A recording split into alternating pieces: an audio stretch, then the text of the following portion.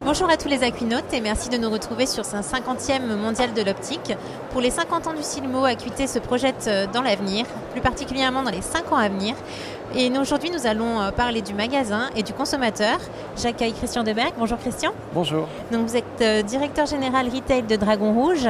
Est-ce que vous pouvez nous dire en 2 mots, en 2 minutes, comment vous voyez l'avenir du magasin d'optique pour les 5 ans à venir?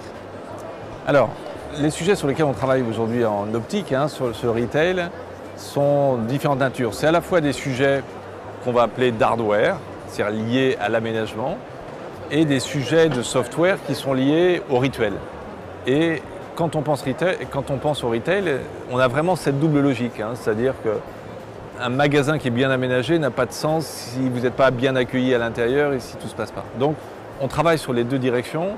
Nous, il y a plusieurs choses qui nous préoccupent. C'est qu'on n'a jamais bien su parler du verre à l'intérieur d'un magasin. C'est vrai que c'est transparent, mais un magasin d'optique n'est pas qu'un magasin de monture.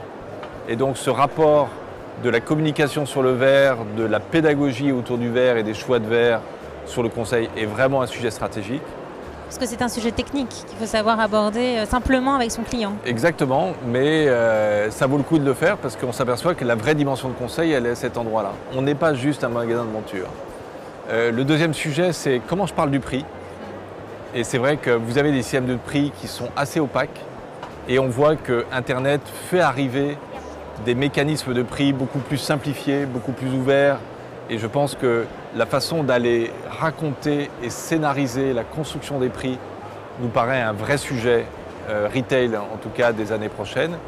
Et puis le dernier sujet qui est un travail de fond, mais que vous êtes un commerce et qu'un commerce accueille avec des commerçants ses clients et que l'industrialisation d'une marque et le déploiement d'une marque ne doit pas casser la relation du conseil, du sur-mesure et de l'écoute qu'on a avec les clients. Et ça, c'est tous ces rituels qu'il faut vraiment appuyer et continuer à mettre en œuvre.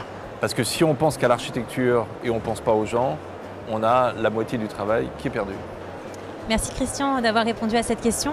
Je vous invite à retrouver l'intégralité de cette interview dès la semaine prochaine sur Acuité. Restez connectés.